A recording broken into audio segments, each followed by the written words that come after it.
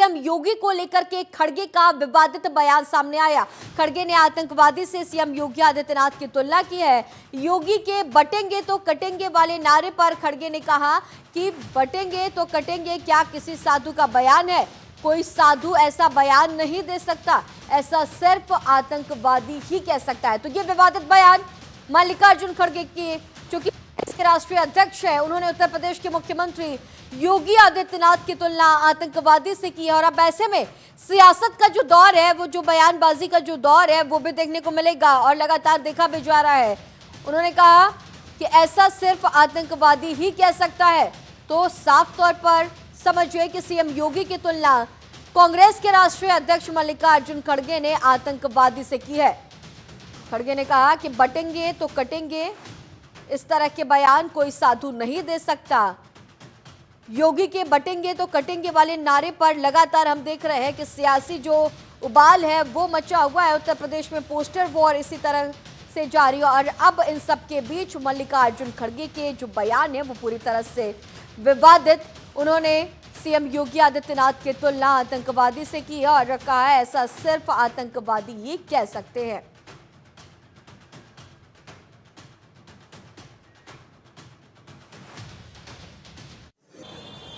वो हमारे एक साधु महाराज है, क्या नाम है? योगी आदित्यनाथ। वो तो ऊपर से साधुओं का वेश पहनते हैं। अरे मुख में राम और बगल में छुरी कितने दिन चलाएंगे? मैंने उसी लिए परसों मुंबई में मीटिंग हुई थी तो कहा भाई एक काम करो, तो नहीं कर सकते, क्योंकि जो साधु संत होता है वो सबके लिए होता है। बाटो काटो में क्यों जा रहे हैं? हाँ, जब लोगों को बोलते हैं बटेंगे तो कटेंगे, ये साधु का काम है, नाथ पंथ का काम है। अरे ये काम कोई टेररिस्ट बोल सकता है, आप नहीं बोल सकते। आप एक मठ के एक व्यवस्थापक हो और आप सब संसार छोड़ के क्या बोलते गेरवा कपड़ा डाले, साधु संत बनने के लिए डाले।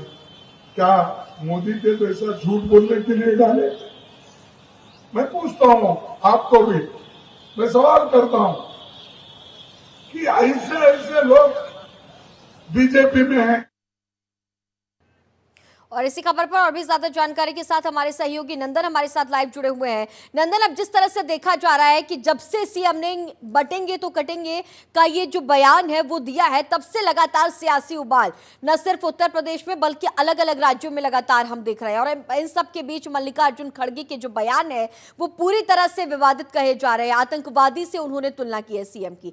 ऐसे में आने वाले दिनों में जिस तरह से चुनाव हो रहे हैं, न सिर्फ उत्तर प्रदेश में उपचुनाव बल्कि अलग अलग राज्यों में, और जिस तरह से ये बयानबाजी है, जिस तरह से ये नारेबाजी का दौर है, कितना असर दिखाएगा?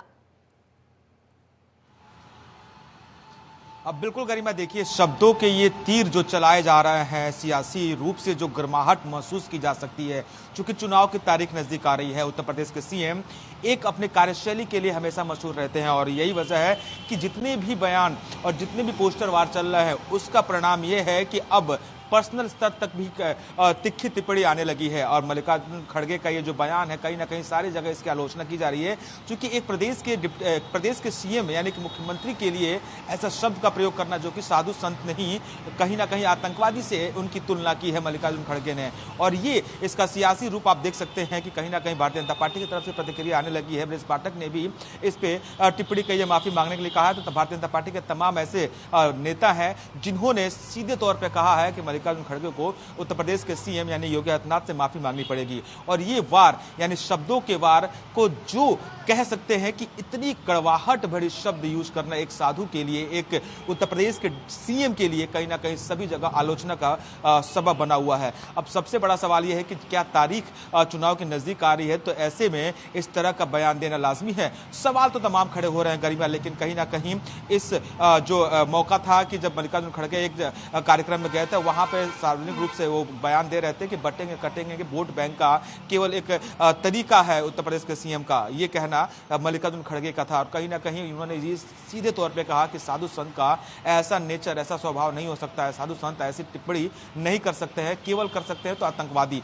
यानी कि सीधे तौर पे तुलना आतंकवादी से करना किया है मल्लिकार्जुन खड़गे ने उत्तर प्रदेश के सीएम योगी आदित्यनाथ का। तो अब किस तरीके से इसको देखा जाए, चूंकि राजनीतिक गर्माहट तो महसूस की जा सकती है और अब देखने वाली बात होगी कि क्या जो भारतीय जनता पार्टी के नेताओं की तरफ से माफी मांगने के लिए मल्लिकार्जुन खड़गे से कहा गया है, क्या कांग्रेस का कोई नेता इस मामले में और कोई टिप्पणी करता है?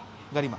नंदन, जिस तरह से आपने तमाम बातों का जिक्र किया, बटेंगे तो कटेंगे को लेकर के जो सियासी बवाल मचा हुआ है, लगातार बयानबाजी का दौर देखा जा रहा है। उत्तर प्रदेश में हमने देखा कि जब बटेंगे तो कटेंगे का जब पोस्टर चस्पा किया गया, उसके बाद समाजवादी पार्टी ने तमाम एक के बाद एक तमाम पोस्टर चस्पा किए, चाहे वो शायराना अंदाज में हो, चाहे वो बटेंगे तो कटेंगे के जवाब में जुड़ेंगे तो जीतेंगे, इस तरह की बयानबाजी।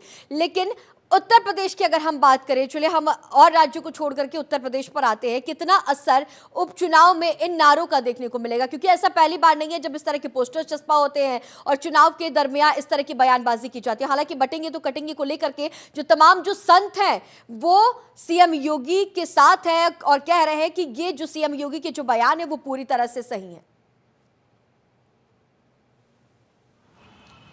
देखिए गरिमा, कहीं ना कहीं ये काफ़ी महत्वपूर्ण हो जाता है जब चुनाव नज़दीक आता है और लोकसभा के चुनाव के बाद जो परिणाम आया उसके बाद ये उपचुनाव कहीं ना कहीं सभी पार्टियों के लिए अस्तित्व का सबब बना हुआ है। यानी कि अगर बात करें तो समाजवादी पार्टी भी इसको अपने अस्तित्व से जोड़ के चुनाव लड़ना चाह रही। 9 सीटों पे चुनाव कहीं ना कहीं काफ़ी महत्वपूर्ण उत्तर प्रदेश में हो जा रहा है।